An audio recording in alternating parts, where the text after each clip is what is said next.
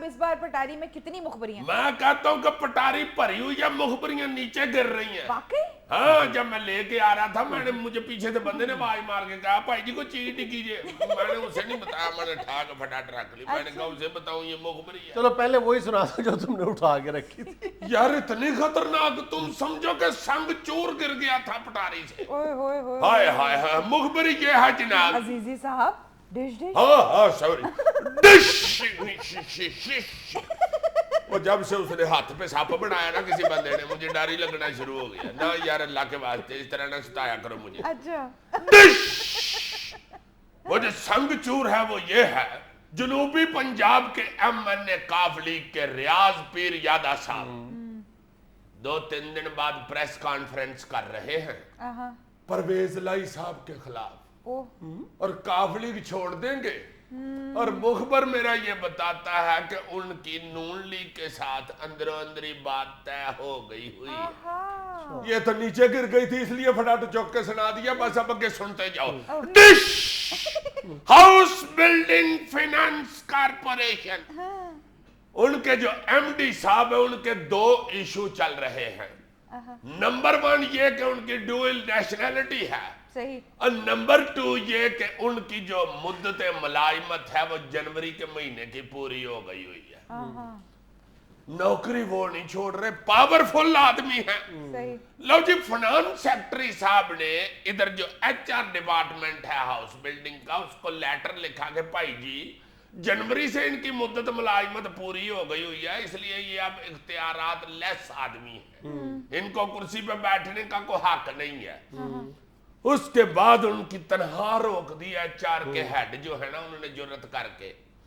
لو جناب جب تنہا روکی انہوں نے، ایم ڈی صاحب نے تنہا مانگی. انہوں نے کہا جی یہ لیٹر جناب آیا ہوا ہے، کیا کر رہے ہیں خدا کے واسطے، مجھے یہ انویسٹیگیشن کر لینے دے، کلیئر کر لینے دے، میں آپ کو تنخواہ دے دوں، مجھے ہی نہ سے آپ پڑ جائے. تنخواہ کتنی تھی؟ تنخواہ تو ہمیں تھوڑی سی تھی، 11 لاکھ روپیہ. 11 لاکھ روپیہ تنخواہ تھی جو رک گئی تھی. ہمیں نہیں اگلے دوڑنا نہیں شروع کرتے. لا جناب جب اس نے کہا کہ یار بات سنو ایچ آر ہیڈ صاحب تنخواہ دے دو، تمہیں ہمیں مہنگا پڑے گا میرے ساتھ ٹکر لگانا. اس نے کہا نہیں بھائی جی میرے بھی تو نوکری کا مسئلہ ہے، ایم ڈی صاحب خدا کے لیے مجھے بھی ذرا دیکھ لینے دے. فنانس سیکٹری نے خط لکھا ہوا ہے جناب کو، لاٹو نے خط نہیں لکھا ہوا. انہوں نے کہا کہ اچھا چلو ایک $15,000 الاؤنس ہے ایم ڈی کے لیے، وہ تو مجھے دو نا، میرا 3 سال کا نہیں ملا ہوا $45,000 وہ مجھے دو. اس نے آگے سے کہا کہ بھائی جی وہ تو پچھلے ایم ڈی نے اپنا الاؤنس پاس کروایا تھا، آپ کا تو نہیں ہے. ایم ڈی صاحب نے کہا کہ یار تم مجھے لگتا ہے جانتے نہیں ہو، ٹھہر جو تمہیں بتاتا ہوں. انہوں نے ایچ آر کے ہیڈ کو اٹھا کے لگا دیا بلڈنگ پروجیکٹس میں. یہ جو سیٹ ہے یہ سمجھ لو کہ اس محکمے کی کھڈے لین سیٹ ہے. اس طرح کے جو اپنی طرف سے ایماندار لوگ ہوتے ہیں نا، ان کی اصل جگہ اس ملک میں کھڈے لین ہی ہے، یا کھڈے لین ہے یا پولیس لین ہے. ہم سننا زیادہ بڑا ایماندار تنہا روک رہا ہے، خبردار. لو جی اگلا جو سانپ ہے وہ یہ ہے، رونے سے آپ ہی ہیں جناب، اور کیا ہو سکتا ہے. گجرانوالا میں ایک پل بنا تھا، جو گجرانوالا ریلوے لین ہے اس کے سجے اور کھبے آدھا شہر ہے. ان کو ملانے کے لیے وہ ریلوے لین عبور کرنے کے لیے کوئی 30-35 سال پہلے ایک پل بنا تھا. لو جی یہ جو پل بننا تھا اس کا نقشہ یہ تھا کہ یہ لین کے پرلی طرف سے چڑھ کے اور جی ٹی روڈ پہ پنڈی کی طرف بھی اور لاہور کی طرف بھی دونوں طرف اترنا تھا، یعنی ٹی شیپ کا یہ پل تھا. مگر یہ جو لاہور سائڈ تھی نا جی، ادھر ایک بندے کا تھا سینما نشات، وہ تھا پیپلز پارٹی کا کوئی تگڑا بندہ. اس نے کہا کہ چکو ادھر سے پل لے جاؤ ادھر جا کے اتار لو. خبردار نیچے وہ بندہ قیمے والی ٹکیاں لگا کے بیٹھا ہوا ہے، آپ اپنا پل لے کے ادھر آ گئے ہو. انہوں نے کہا ٹھیک ہے جی، پل صرف ادھر ہی اتر گیا.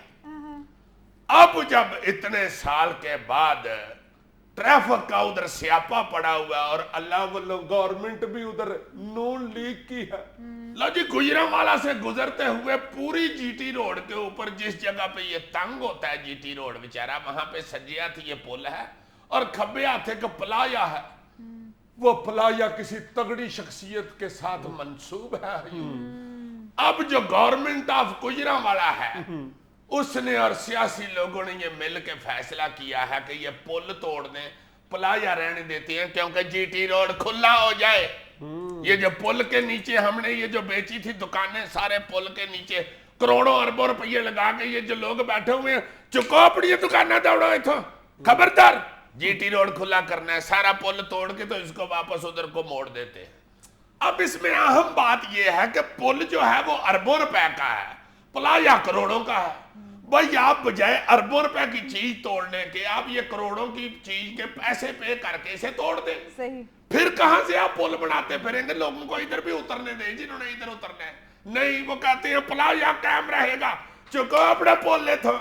अब जनाब लाहौर की तरफ उसे मोड़ रहे हैं, कोई बंदा ये मशवरा नहीं दे रहा कि भाई जी इधर से प्लाजा तोड़ के जीटी रोड खुला कर लो और पुल को टी शेप दे दो, उधर भी उतार दो इधर भी उतार दो ना। ये क्या किया यार? ये मेरा निकल गया है, चूंकि जिन लोगों की रोटी रोजी वो पुल के नीचे वाली दुकानों से वाबस्ता है, वो बेचारे मसले डा के दुआएं मांग रहे हैं कि या अल्लाह सीएम आके खुद देख ले ये क्या होने लगा। लो जी, जो अगली मुखबरी छोड़ रहा हूं वो भी सियासी है, वरना ये ना हो मुझे ठेकेदारी ना समझना शुरू कर दे। लो जी, ये जो लगारी बरादरान तहरीक इंसाफ छोड़ने की कोशिशें कर रहे हैं, उसमें पहला बहाना तो उन्होंने ये बनाया था ना इमरान खान से कि भाई जी आप ये शेख रशीद को क्यों ले रहे हैं। इमरान खान साहब ने आगे से कह दिया था कि लगारी साहब बात ये है कि नून लीग जो हम पे इल्जामात लगाती है और हमले करती है, उसका जवाब शेख रशीद ही बड़ा वधिया दे सकता है, वो हमसे नहीं दिया जाता। अच्छा। इस पर लगारी बरादरान चुप तो कर गए, मगर उनके बुजुर्ग चूंकि उनको कह रहे हैं कि भाईजान ये जो सुनामी है ना ये रिवर्स गियर लगा रहा है, ये छोड़ दे फटाफट, कहीं और जाकर ठिकाना बनाए। उनका ख्याल है अपना, उनके बुजुर्गों का। लो जनाब, जाना तो आप इन्होंने नून लीग में ही है। अच्छा। हाँ जी, क्योंकि पीपल्स पार्टी में इनके लिए वो दरवाजे बने हुए हैं जिसमें इंसान घुसता है तो फिर बाहर निकल आता है। होते हैं ऐसे दरवाजे यार, ये पार्टी दरवाजा, मोची दरवाजा, ऐसे दरवाजे। कौन से दरवाजे हैं? दरवाजे में घुसे तो बंदा बाहर ही फिर रहा होता है। लो जी, जाते जाते आपको एक नन्ही मुन्नी मुखबरी भी सुना दूं।